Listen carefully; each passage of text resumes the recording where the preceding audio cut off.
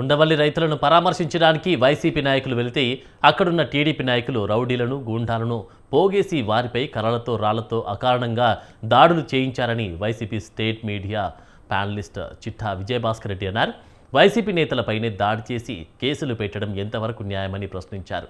కూటమి ప్రభుత్వం అరాచకాలకు అడ్డు అదుపు లేకుండా పోతుందని, ఎవరిని ఎక్కడ చంపి తగలబెట్టి బూర్ద కూడా దొరకకుండా చేస్తారో అనే భయంతో బ్రతుకుతున్నారని ఆవేదన వ్యక్తం చేశారు. నమస్కారం. ఆంధ్ర రాష్ట్రంలో జరుగుతున్నటువంటి అధికార పార్టీ అరాచకాలని, దుర్మార్గాలను, దౌర్జన్యాలను తీవ్రంగా ఖండిస్తూ ఈ దుర్మార్గాలు, దౌర్జన్యాలని ఖచ్చితంగా వైఎస్ఆర్సీపీ తరఫున మేము వ్యతిరేకిస్తూ ప్రజలకు అండగా నిలబడటంలో మేము ముందుంటాం. అందులో ఎటువంటి సందేహం లేదు. ఆ నేపథ్యంలోనే గత 20 రోజుల క్రితం ఉండవల్లి పెనుమాక రైతులు మా నాయకుడు జగన్మోహన్ రెడ్డి గారి దగ్గరికి వచ్చి వాళ్ళ ఇబ్బందులు, వాళ్ళ బాధలు, వాళ్ళ సమస్యలు, పొలాలు అధికార పార్టీ వాళ్ళు లాక్కోవటం అనే విషయాన్ని క్షుణ్ణంగా చెప్పారు. ఆ చెప్పిన దానినే మా నాయకుడు 15 రోజుల వ్యవధిలో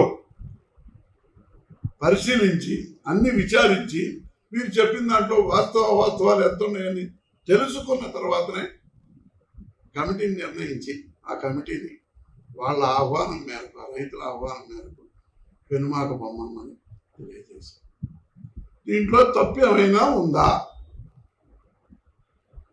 ఇది ఎక్కడైనా పరామర్శించటం, వాళ్ళకు భరోసా తెలపడం, వాళ్ళకు అండగా ఉంటామని తెలపడం అదేమైనా నేరమా అధికార పార్టీకి? ఆ నేపథ్యంలోనే మా నాయకులు, మాజీ మంత్రులు ఇద్దరు, ఎమ్మెల్సీ గారు, సమన్వయకర్తలు వీళ్ళందరూ కలిసి వెళ్ళారు. ఒక దాదాపు 15-20 మంది ఉంటే 15-20 మంది ఉంటారు. వాళ్ళు రౌడీలా? మీ కళ్ళకి మాజీ మంత్రులు రౌడీలా? ఎమ్మెల్సీలు రౌడీలా? సమన్వయకర్తలు రౌడీలా? అందరికీ నమస్కారం.